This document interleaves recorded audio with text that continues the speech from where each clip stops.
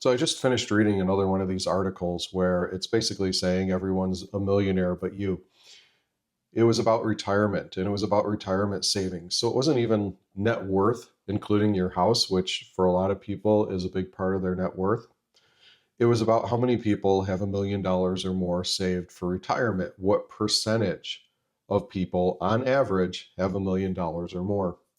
But the number was wildly skewed. It made it seem like the vast majority of people had $1 million or more.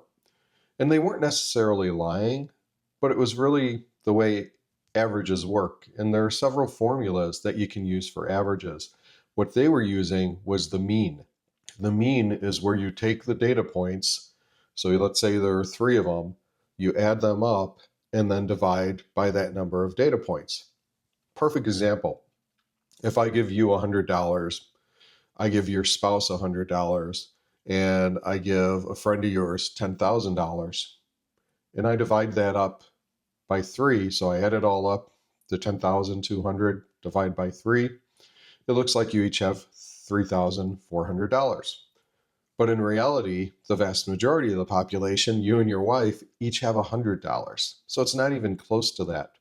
This is what's happening. There's so many people out there where the numbers are so wildly high compared to what you and I have that it really pulls up the average when you do that. Now, to correct for that, what a lot of studies do is use the median. And what the median is you take the middle data point and the value of that data point. So in this case, if we ordered them, it would be 100, 100, and 10,000.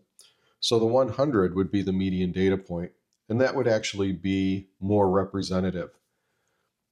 Offering the data in this way really creates issues because it makes it seem like, gosh, everyone's going to easily retire with $1 million. From the other side of the coin, though, it makes it look like you're failing because everyone else has $1 million. The reality is most people retire with less than $1 million. I think it's about 95% plus retire with under $1 million and some significantly under $1 million. So don't feel bad if you're not at that $1 million mark.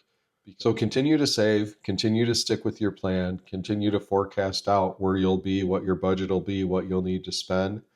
But don't get disheartened by these articles that come out on a somewhat weekly basis on different publications saying everyone's a millionaire but us.